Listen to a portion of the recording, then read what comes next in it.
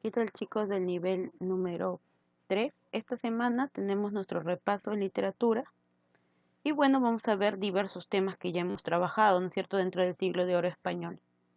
Muy bien, primero me dice, en el bloque 1, bueno, no nos dice mucho, pero sobreentendemos que es poder describir estas figuras literarias, ¿no es cierto? Ustedes van a trabajar la 1, yo voy a trabajar la 2. ¿Qué es el símil? Una comparación directa, ¿no es cierto? Tus ojos son como dos luceros, por ejemplo. Esa es una comparación directa, utiliza nexos.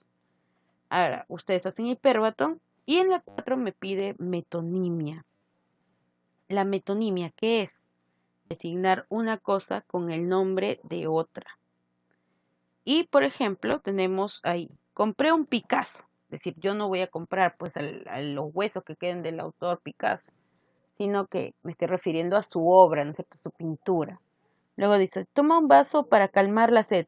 ¿Vas a tomarte el vaso? No, vas a tomarte el contenido del vaso, ¿no es cierto?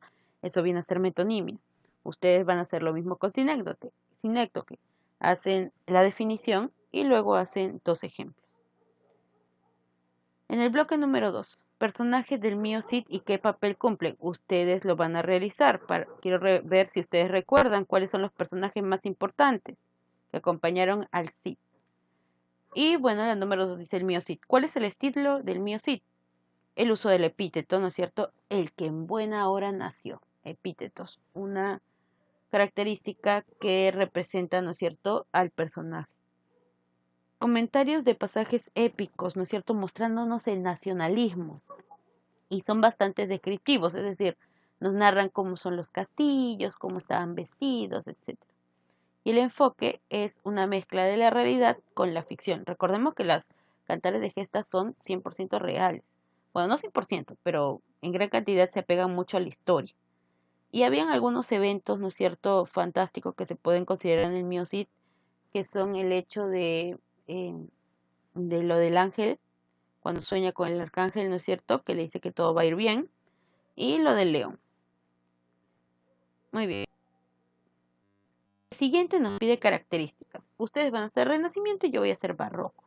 El barroco es en el siglo XVII y nace en Italia. ¿Cuáles son sus características? Es bastante complejo, es difícil de comprender por lo que utiliza una exageración, faltó la I, perdón, exageración de las figuras literarias, demasiada metáfora, demasiada metonimia, demasiada antítesis, entonces era muy difícil de poder entender. Busca la libertad de creación, es decir, si yo quiero escribir toda metáfora, toda mi poesía, lo voy a escribir porque yo siento que debería ser así. Y contrastes, es decir, por ejemplo, ubica lo bello y lo feo a la vez en el mismo verso. Entonces vemos que los contrastes están en el mismo verso, están allí. Muy bien, autores que destacan en el barroco. Tenemos, por ejemplo, Luis de Góngora y Francisco de Quevedo. Égloga de Salicio Nemoroso, ¿no es cierto? Esta égloga pertenecía a ¿quién? A Garcilaso de la Vega. Características. Está dedicado al virrey de Nápoles. Consta de 421 versos. Nos muestra el amor por Isabel de Freire. Por eso dicen que esta égloga es autobiográfica, porque Salicio Nemoroso representarían a Garcilaso de la Vega. Y la naturaleza, el famoso tópico locus amenus, está presente aquí. Muy bien. En el bloque número 3 tenemos también para responder preguntas. Yo voy con la número 2. Temas manejados por el teatro barroco.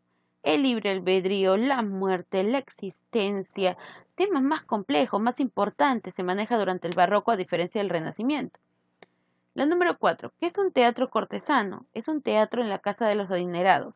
El teatro popular, ¿no es cierto?, era para el pueblo, todo el mundo iba para poder divertirse, para poder distraerse, y la gente de la clase alta decidió también hacer su propio teatro, y ese era el teatro cortesano. En el bloque número 4, yo voy a hacer características. Por ejemplo, una de las características de Lope de Vega es que él divide el teatro en 3 actos, es decir, 3 actos es suficiente. Crea el drama, ¿no es cierto? El drama que es una mezcla de la comedia y la tragedia, bueno, la tragedia y la comedia, en ese orden. Crea el personaje gracioso y hablamos de que es el máximo exponente de un teatro popular, el tema de nacionalismo. Ustedes van a completar, ¿no es cierto?, lo de Fuente Ovejuna. Y ahora, Pedro Calderón de la Barca, características. Perfecciona el teatro. El teatro que lo comenzó Lope de Vega, Calderón lo perfecciona. Sus temas son más complejos, más importantes, estamos hablando del barroco. Utiliza los autos sacramentales, ¿no es cierto?, que tiene que ver con el tema de la religión, y utiliza un lenguaje solemne. Por eso muchos no podían comprender mucho su teatro. Ustedes hacen lo mismo con La vida es sueño, lo completan allí. Nosotros ya hemos narrado esta historia, así que no va a ser tan difícil. Hacen el tema central y algunos temas secundarios que ustedes creen que debería estar en esa obra. Muy bien. Ahora, bloque 5, verdadero o falso. Yo resuelvo uno y ustedes resuelven otro. Lázaro fue llamado Tormes por un río. Verdadero. Él nació a orillas del río Tormes, por eso lo conocemos como Lázaro de Tormes. En la C, la obra es de carácter moralizante. Falso. No busca una enseñanza, simplemente busca una crítica de cómo se estaba comportando en realidad la iglesia y la gente de la clase alta en la sociedad de España. Se ambienta en Toledo y Salamanca. Verdadero. En estos lugares vamos a ver a Lázaro conviviendo con sus 9 amos. Y ustedes van a colocar quiénes fueron los amos de Lázaro.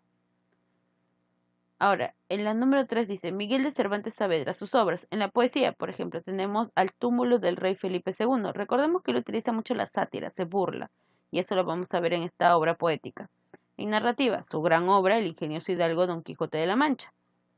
Y en el teatro, por ejemplo, El retablo de las maravillas. Y ustedes van a mencionar 3 sucesos ocurridos en la primera parte del Quijote. Recordemos que esa obra tiene 2 partes, pero tiene 3 salidas. 2 salidas en la primera parte y una salida en la segunda parte. Muy bien, chicos, completen ustedes las preguntas, siempre estudiando y recordando lo que hemos hecho en clases anteriores.